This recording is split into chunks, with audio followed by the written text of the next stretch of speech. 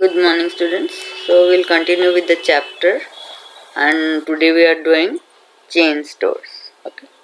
So chain stores, like we see McDonald's, they are chain stores, right? So same kind of shop is in many countries, many cities. Okay. So those are called chain stores. Started by single person at different places of city. Retail sale on large scale.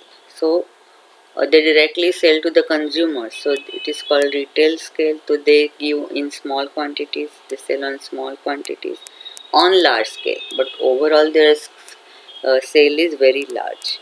Limited items sold of same class. So when we say we give the example of McDonald's, they say sell items, eatable items, right? Generally essential commodities of same class. If it is a chain store like a DMart store, so they will be selling essential commodities. Uh, Also Chroma, they will be selling electronic items. So external layout of these shops, like if it is McDonald or DMart or Chroma, the external layout wherever it might be will be same. Okay, so let us look at the characteristics. Single owner, similar layout, training is given to employees, centralised management. जैसे McDonald है तो USA उसका management होगा, भले कौन सी भी country में हो, तो सेंट्रलाइज्ड मैनेजमेंट होगा.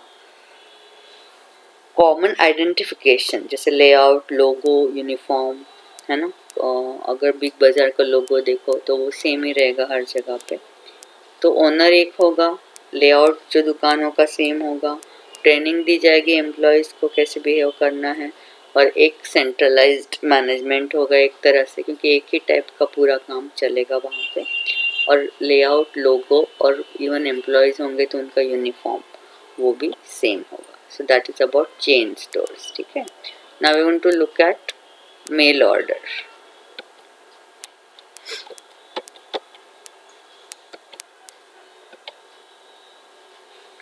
So when we say mail order, that means via post. ये सब चीज़ें पोस्ट के वाया भेजी जाती है.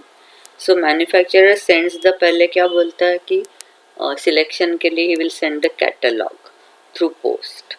So you receive the catalog through post or maybe internet. Okay, and then he gets the order. Payment of money is made through post at the time of delivery of goods. Such shop is called male order shop. तो इसमें post के जरिए सब कुछ होता है. तो goods are delivered at doorstep, वो डिलीवरी डोर स्टेप पे आ जाती है. Light weight and generally durable goods and costly goods. ठीक है. Activities conducted via post. तो इसमें ड्यूरेबल, लाइट वेट, कॉस्टली भी हो सकते हैं, लेकिन ईटेबल्स वाया मेल कभी आते नहीं. फ्रेंचाइजी हम देखेंगे. जब एक जो ब्रांड हो वो अपना नाम यूज़ करने के लिए लोगों को एक तरह से परमिशन देता है, तो it is called a franchisee. A special contract is signed with a company having brand name and the trademark to sell its product via or service or to manufacture. है ना. सेल भी कर सकते हैं या फिर बना के भी कर सकते हैं उसी ब्रांडेड कंपनी का प्रोडक्ट्स, तो उसको फ्रेंचाइजी बोलते हैं. इसके लिए कॉन्ट्रैक्ट किया जाता है. पेरेंट कंपनी चार्जेस रॉयल्टी फी, और जिसका ब्रांड नेम आप यूज़ करते हो उसको बोला जाता है पेरेंट कंपनी. तो large scale retail selling is done. इसमें भी लार्ज स्केल रिटेल सेलिंग होता है, मतलब कस्टमर को डायरेक्टली देना है, लेकिन बहुत बड़े पैमाने पे बिजनेसेस होते हैं, इसलिए लार्ज स्केल बोला है. Method, layout, quality of goods similar to parent company. तो ये भी इनका मेथड, लेआउट वगैरह सेम ही तरह का. गुड्स भी सिमिलर ही वहाँ पे बिकेंगे. पेरेंट कंपनी यानी कि जो ब्रांडेड कंपनी है. तो parent company provides raw material भी देगी, गाइडेंस भी देगी, और वो सुपरविजन भी करेगी कि जैसे वो चाहते वैसे काम हो रहा है कि नहीं हो रहा है. ठीक है. अभी आगे देखेंगे. So that was about franchisee. अभी आते हैं सुपरमार्केट. सुपरमार्केट तो आप लोगों को पता है कि एक ही जगह पे अलग अलग बहुत सारी चीज़ें जब मिलती है तो उसको बोला जाता है सुपरमार्केट. तो supermarket is a retail shop selling on large scale at reasonable price. Products of daily requirement are sold here.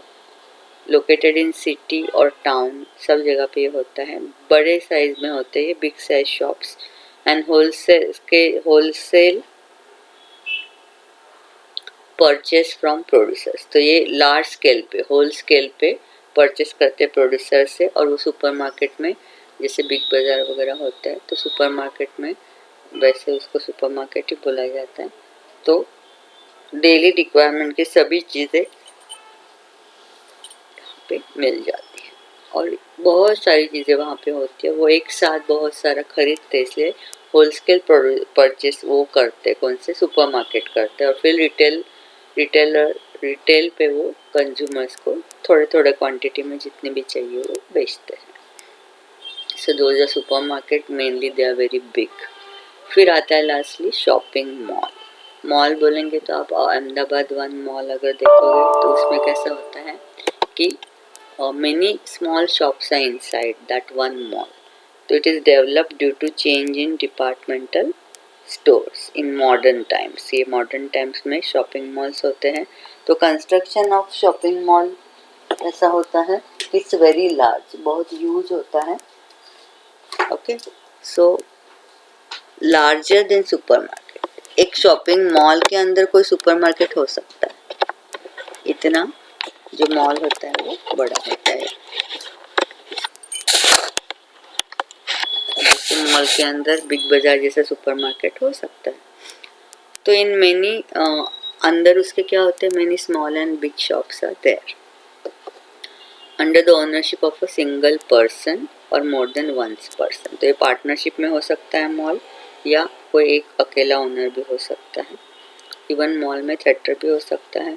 Various type of branded goods are of daily requirement and luxurious products. जैसे आप alpha one में जाके देखते हो तो कितने सारे branded के शॉप्स है वहाँ पे, और बहुत ही लग्जरियस प्रोडक्ट्स भी वहाँ पे मिलते हैं.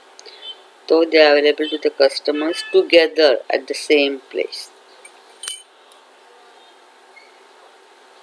ये उसका फ़ायदा है, और उसमें एमिनिटीज़ भी बहुत सारी होती है. Efforts are made to attract the customers through various types of proposals of sales promotion. वहीं पे देखो आए दिन वहाँ पे कोई ना कोई प्रमोशन करने आया होता है. कभी कार का नीचे प्रमोशन चलता है, तो कभी रेडियो वाले आते हैं. तो है ना, इस तरह से किसी न किसी प्रोडक्ट का प्रमोशन वहाँ पे कोई प्रोग्राम वो लोग करके करते हैं. तो competition among identical products of various producer is specific characteristic of shopping mall.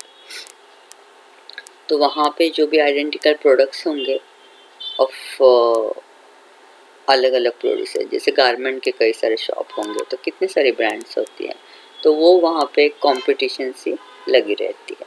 So customers have wide opportunity of selection. एक ही जगह पे आपको कितने सारे ब्रांडेड चीज़ें अवेलेबल होती है. मॉडर्न फैसिलिटीज जैसे रिफ्रेशमेंट हाउस, पूरा के पूरा एक फ्लोर है वहाँ पे, है ना. एंटरटेनमेंट का अलग बच्चों का डिपार्टमेंट होगा, वाईफाई, ऑडिटोरियम, इवन थिएटर है. तो ये सब चीज़ें शॉपिंग मॉल में होती है. So okay, now other types of जो है मेथड्स वो ही रह गए हैं, and that will be the last part of the lesson that will do next time. Thank you.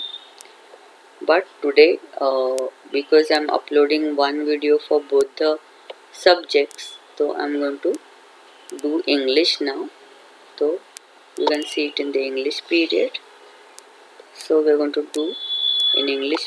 For English period I'm giving you a notice today, okay, how to write a notice. The topic is, so open your notebooks and write it in your notebooks. Okay, so the topic is write a notice about annual day celebration in your school.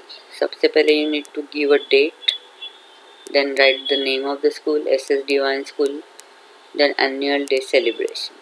So that is the title. Then it goes like this. Attention students, annual day will be celebrated by our school on 14 February.